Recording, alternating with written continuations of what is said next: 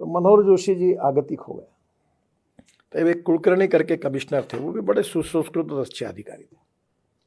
तो फिर मेरे से रहा नहीं गया, तो मैंने कहा सर ये तुम्हारे बस का काम नहीं है, ये ऐसे काम में मैं बहुत माहिर हूं, तो एक काम करो, ये मेरे ऊपर छोड़ दो, मुझे कोई चिंता नहीं क्या परिणाम होते हैं, और मैं ये काम करूंगा।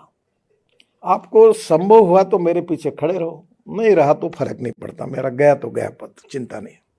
मैं गया। एक मर्चेंट नाम के दरियापुर में, परतवाड़ा में रहते हैं, मुस्लिम अधिकारी सुपरिटेंडिंग इंजीनियर थे। मैं राजदूत पर, उस समय राजदूत थी, उसमें पूरे जगह पर घूम कर आया, कोई रोड नहीं।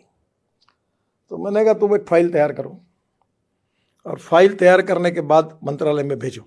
वो ऐसे थे, बहुत अच्छे अधिकारी, अभी भी है वो फाइल मुंबई में आई, और फिर आकर वो फॉरेस्ट के ओपिनियन, इसके ओपिनियन होने के बाद आई, वो मेरे पास आई, और मैंने उसमें लिखा कि मानव अधिकार की दृष्टि से इन लोगों को गांव में जाने के लिए रोड नहीं है, ये दुर्भाग्यपूर्ण है, ये उनका सामाजिक, आर्थिक और शैक्षणिक शोषण है, और इसके लिए परमिशन नहीं देना गलत बात है। और इसलिए मैं मंत्री होने के नाते ये निर्णय देता हूं कि एक्ट कुछ भी कहे, मैं ऐसे आदेश देता हूं कि यह 450 गांव में रोड बनने चाहिए, और इसके बाद एक्ट के आधार पर कोई अगर इसकी रिस्पॉन्सिबिलिटी फिक्स अप होगी तो मैं जब तक मंत्री हूं तब तक और उसके बाद में भी ये व्यक्तिगत मेरी जिम्मेदारी होगी, और उसके लिए मैं जिम्मेदार रहूंगा। एक लोकाभिमुख संवेदनशील अधिकारी का भावना एक प्रकार से व्यक्त हुई, इसीलिए किताब महत्वपूर्ण है।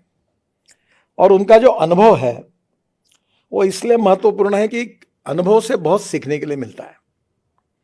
सीखने का पेटेंट किसी के पास नहीं है। मैं अक्सर लोगों को कहता हूं कि मैं भी बहुत सामान्य व्यक्ति हूं, और आज भी मैं फुटपाथ पर खाने वाला, 3rd क्लास में पिक्चर देखने वाला और नाटक पीछे से देखने वाले लोगों में से बड़ा हुआ हूं। तो मुझे वो जीवन बड़ा अच्छा लगता है। Z+ सिक्योरिटी गार्ड अड़चने आती है तो मैं सबको रात को छोड़ने के बाद फिर निकल जाता हूँ फुटपाथ पर, क्योंकि वो मैं वहाँ अक्सर मुझे मेरी औकात की याद दिलाती है। जो मेरी जो कविता थी वो बड़े अच्छी लगती है।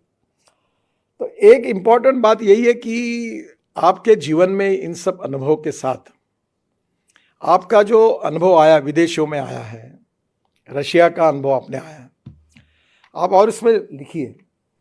मैं इस विषय पर बहुत कुछ, थोड़ा बहुत, मैं इतना तो विद्वान नहीं हूँ, पर मुझे उतना टाइम ही नहीं मिलता। पर साम्यवाद, समाजवाद और पूंजीवाद, ये तीनों बातों में हमारे देश में बहुत बड़े बड़े लोगों ने काम किया है। एक समय समाजवादी और कम्युनिस्ट रहना एक गौरव का विषय रहता था।